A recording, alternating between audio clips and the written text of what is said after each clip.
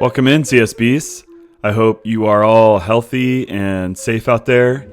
I'm coming to you live today from my home studio, and I'm going to be covering today a little bit about the annotated bibliography that you guys are going to be working on as part of the International Marketing Project.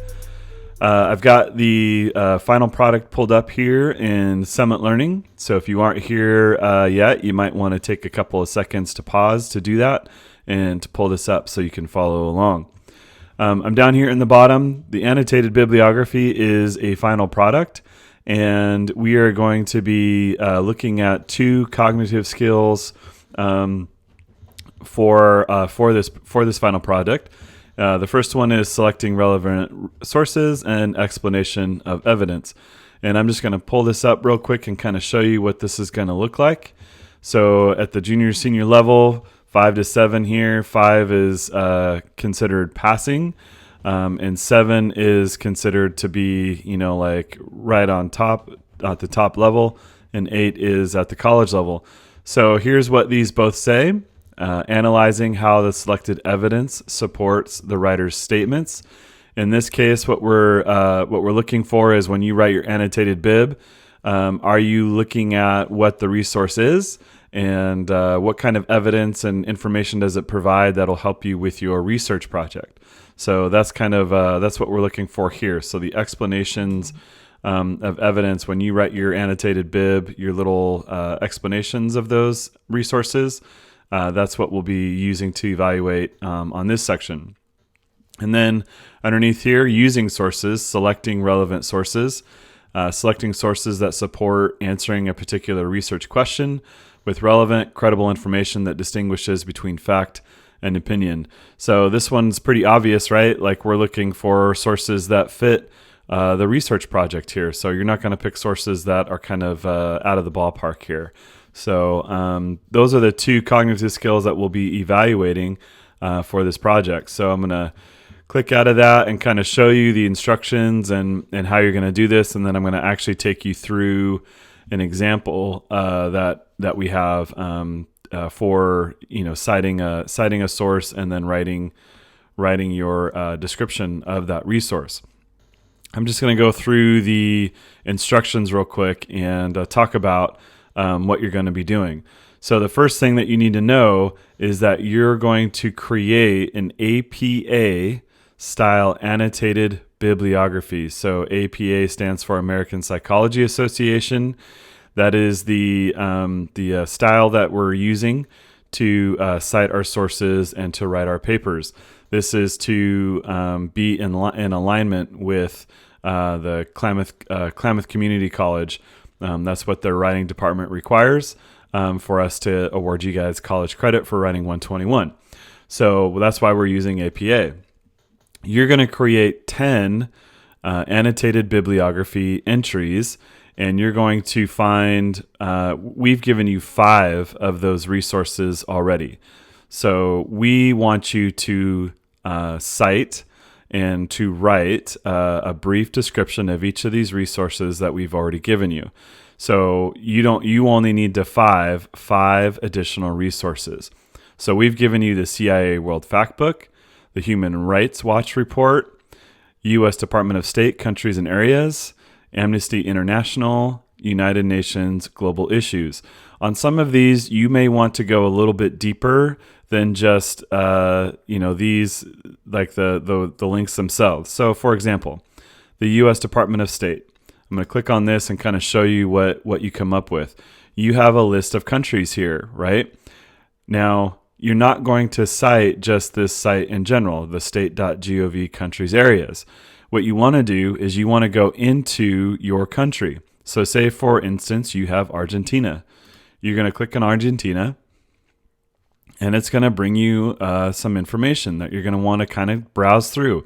Don't just come to this splash page here and just decide, okay, this is what I'm going to write about, okay? So take a few minutes to go through what this site offers you, all right? There's things like travel advisories at the top of here. At the top, it'll tell you who the ambassador is to this country. There's a quick fact sheet right here. Embassies and consulates.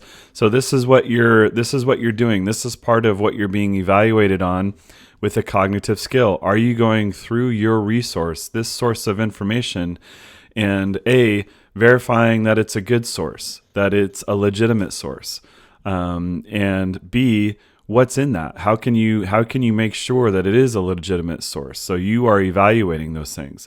And how you evaluate is by actually clicking through some of these things and reading them. Okay, so you might take a look at one of these articles that might be somewhat interesting. Acting energy partnerships for growth in the Americas. That might be something related economically or environmentally. So you might cruise through this article and kind of read through it real quick to see. You don't have to read the whole thing. You can just browse and see what it's all about. So this is just a way for you to evaluate your source and to decide what it has and how it's going to be useful for you in your project. Okay, so I click out of that real quick.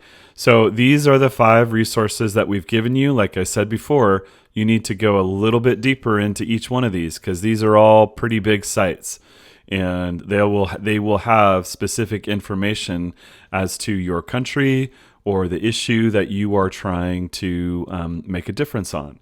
So don't just stop at the splash page or the home page of these websites. Dig a little bit deeper to find the page that works best for you and your project. And then you're going to find 5 more additional resources of your own. Okay. Now you're gonna cite these using a couple of resources. So scroll down here real quick. Down here in the bottom, you've got a couple of different links to citation makers and citation machines to help you cite these sources. So you're not going to have to actually, pull out an APA style guide and try to figure out, how to do this on your own. So you're just going to use one of these quick, easy citation machines, and I'll show you how that works here in just a minute.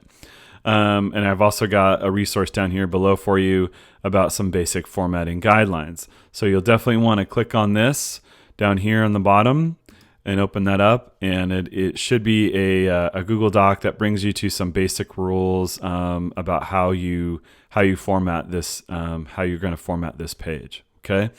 Really important. First things first, you need to make sure that you alphabetize your list by last name.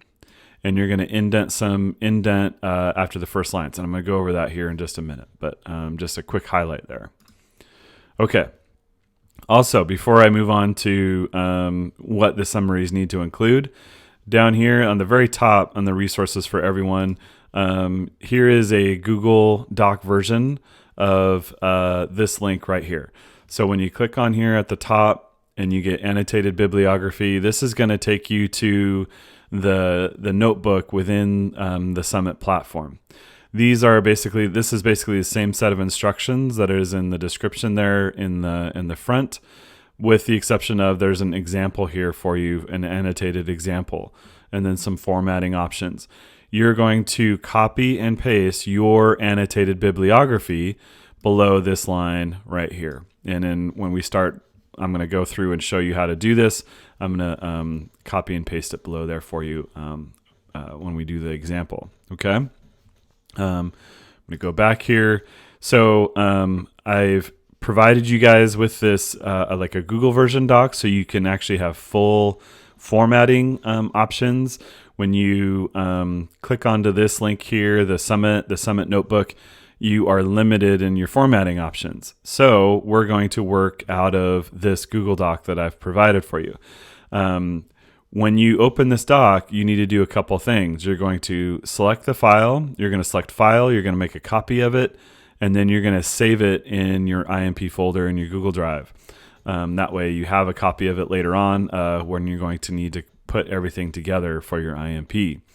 So I'm going to click on this bad boy, and I'm going to go up to File, Make a Copy. Okay. And then I'm going to put it into a folder. I can make a new folder from here. If you click on this, you can create a new folder from there, or you can move it to a specific folder.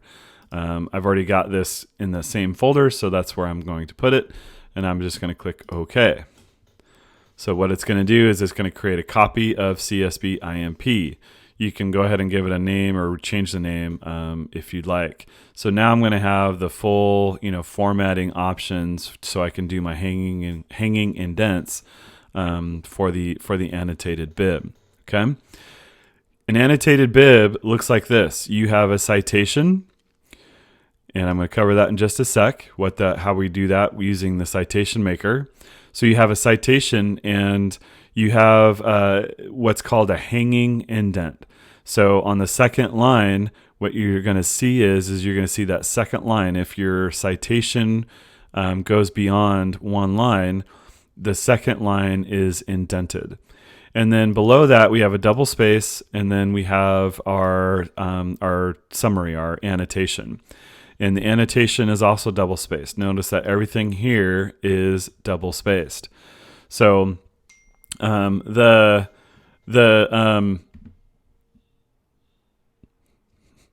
annotation is basically like 1 to 2 sentences, and it's like we said earlier, it evaluates what the resource is and what kind of information that it provides for you. So the idea here is that because the reason why we're doing the annotated bibliography pretty early on in this project is so that you create a bank of resources to use down the road. So we have a lot of different pieces to cover for the International Marketing Project.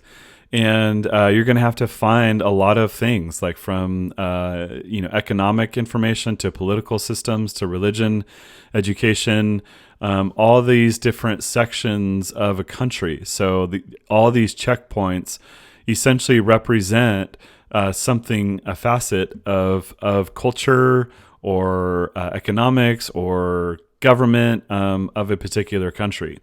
So you're going to need to have a bank of resources in order to, go back to, right away when you start looking for information for each of those sections. Okay. So down here below, we're going to actually go ahead and create our first entry. I'm going to hit my enter return key to push my cursor down there. And I've got my example pulled up here. Travel. This is the same one in my annotation example. So I'm going to go back to the Summit platform real quick, and I'm going to scroll down, and I'm going to use the citation machine. The Oslis one is kind of the one that you'll see linked up on the library page. Use which one that you like the best. I'm going to go ahead and use a citation machine here, and you're going to notice that there's a couple of things. There's a couple options up here at the top that you need to make sure that are checked. The first one is it needs to say APA at the top. Now, since we linked this up for you, it should already be marked APA. But by default, this is set up to be on the journal. We're going to do a website. We're citing a website. So make sure you click that tab for website. And then now I just need to go up to my Travel Southern Oregon, and we're looking at an insider's guide to the Oregon Shakespeare Festival. So I'm just going to copy this URL. So I'm going to hit Control C or Command C in the URL. Click back to my tab, and then paste that into my citation and hit Search Websites. So now it's going to say, hey, is your source credible? It's going to give you some stuff. Okay, down here below, right? And so at first this looks kind of confusing. You're like, where's my citation? What's going on here? Notice like right below down here, it populated it right underneath the search bar. Okay, it's not the most attention grabbing. It doesn't it doesn't pop up right away like in a way that would show that you've done this. So it's kind of subtle. So make sure that you don't miss that. So hit select there, and it says, here's what we found. We found citation data 4. We could not find these items. Okay. So here's what it's doing. APA and even MLA or other types of styles for citing resources, it's looking for some very specific things to put into the entry, the citation entry. Before things like this existed, you'd have basically a book, a manual that you would have to find this information for, and put it in. Now this website pretty much does it for us. So what you need to worry about is nothing, actually. So if it doesn't find these things in here, like the publication day, publication month, some of these things, it's just going to not put it in there in the entry. And that's okay, because if we don't have it, we don't insert it. Okay. So it's going to put those things, it's going to put everything else on here for us. So we just hit final step, and it's going to say generate American Psychological Association 6th edition citations for. So here's the article, the author, the URL. We don't know when it was published. We can go back over here and say, okay, let's check this out. When was this published? Is there a date on here anywhere? You might have to scroll all the way down to the bottom. A lot of times websites won't publish this information because it may not be relevant, because it might be something that they leave up for a long time and they don't put in a date. Although this is kind of specific to the 2019 season for the Oregon Shakespeare Festival. A lot of the information that you're going to be looking for, some of it may be date specific, like if you're looking at economic data and stuff, maybe even some political information. But a lot of it may not be. So don't worry if you don't have a date of publication there, although we would like it ideally. What we do need to put in there, though, is the date accessed, and that's pretty important. So I'm going to click today. Now, what's also pretty cool about Citation Maker is, look down here in the bottom, there is an add annotation option for you if you'd like. So let's go ahead and try this and see how it's going to look after we publish it. I'm just going to go back and copy and paste what I wrote previously for this example. So I'm just going to hit Control-C, Command-C, pop back over, put that in the add annotation section, and then now I can finally create citation. I realize that this is like 4 steps in, and wouldn't it just be nice if you could just put in the URL and be done with it? But what this site does allow you to do is add things before you hit create citation. This is important because maybe sometimes you'll find this information, like when it was published, in a different location, and the web crawler bot didn't find it right away. So you can always go in and add that later on. So even though that step, it might seem like it's redundant, double check your site to make sure, or the article or whatever you're citing doesn't have might have some of that information. So go ahead and hit create citation.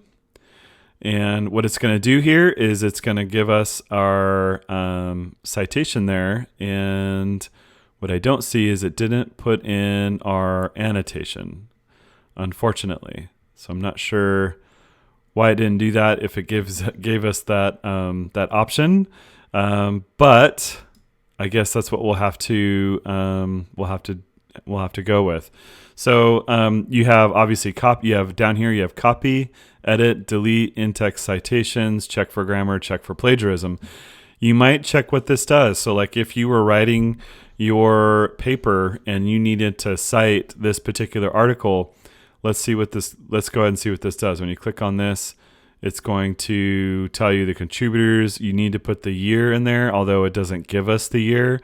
For this particular article, we could probably assume that it's for 2019 because it is talking about 2019.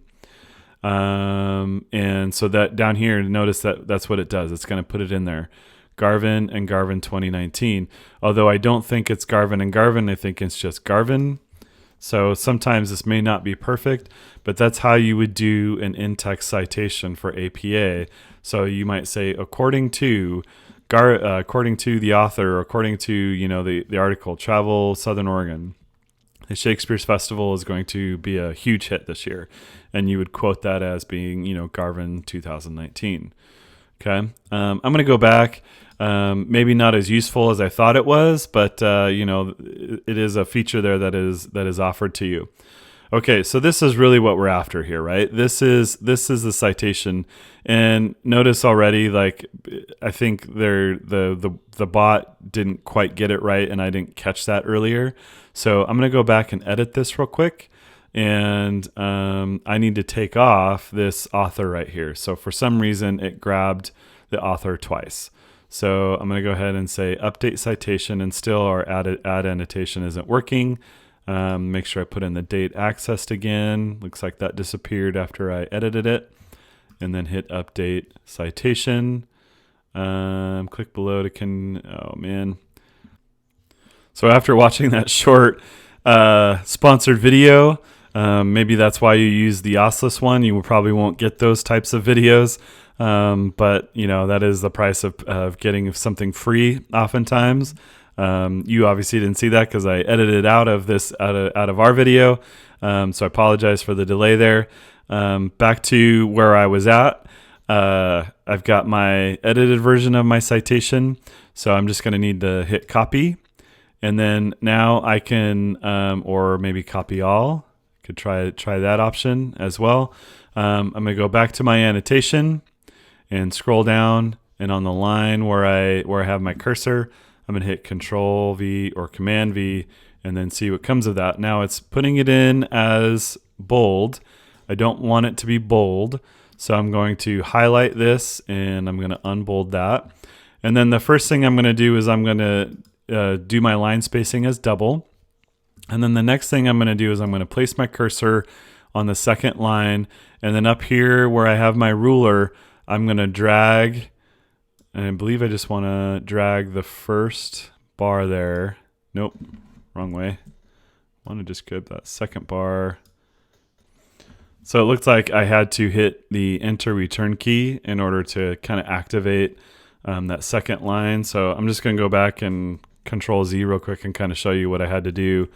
So I placed my cursor right before the start of the second line, and then I just hit my enter return key, and that created that line break. And then I just grabbed the little bar at the top and then move that in 0.5, that ½ inch. Okay. So next I need to enter in my annotation. So I'm gonna hit the enter return key. And one of the things that we want to do when we're doing a formal document like this is we want to remove the automatic hyperlink. This is just a formatting thing. Because we'll be viewing these on a printed piece of paper instead of electronically, and just formatting in general, they want you to remove these. Oh, here we go. Let's see. Edit link. Oh, remove link. There we go. Okay. There it popped up. Remove link. So that way it's just plain text right there. And then now I should be able to write my annotation. So if you look at my example up above, my annotation is also indented slightly underneath. So from here, I'm going to bring in my annotation paragraph, and I'm going to move that bar there, and I'm going to move the whole thing just a little bit more, just like that. And then I'm going to copy and paste what I wrote earlier. So copy C, so you guys don't have to watch me type that, and then paste my annotation in there. And then I'm going to go ahead and format this so all my font is the same. So I've got probably a Times New Roman font at the top, and I've got my document source font here. So I'll just change it to Times New Roman so you can kind of see the difference there, and then make sure the font size is all the same at 12-point font. Okay, so that's what your annotation should look like, just like that. Double check to make sure you don't have any spelling mistakes. Double check that you're indented. When you're ready to go on to your next line, hit the enter return key, and then bring your marker back in the ruler so that it starts your next list. So then if you were to redo this again, if you needed to add another line, so I'm just going to go ahead and copy this. This will probably copy and paste the exact formatting, but you want to see is this is kind of what you're looking at, right?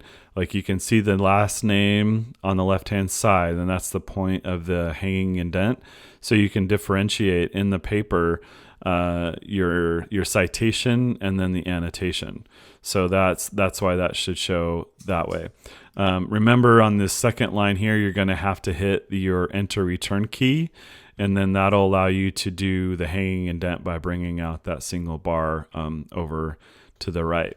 So you should have 10 of these. So remember that we've given you 5. You're going to cite 5 of these, and we want you to dig a little bit deeper into each one of these resources to find something that's relevant to your country or to your problem that you're trying to address. And then you're going to find 5 additional resources of your own. I recommend that you come back to look at these checkpoints and look at these headings. So as you're looking for your 5 additional resources, you might type in things like the name of your country and population, the name of your country, housing, name of your country, education. So for example, if I'm doing Argentina, I might type in my Google bar, Argentina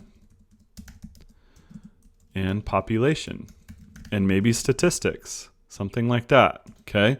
And look at the different types of information that comes up.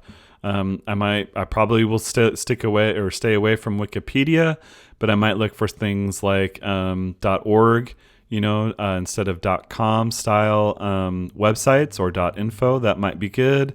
There's our CIA.gov. We already did one of those. Index Mundi, that one might be worth a look. DataWorldBank.org, that one might be worth a look. So things like that. You want to definitely look at the sources first before you kind of dive into clicking on some of these and seeing what they're offering for you. All right, that's going to be it for this section.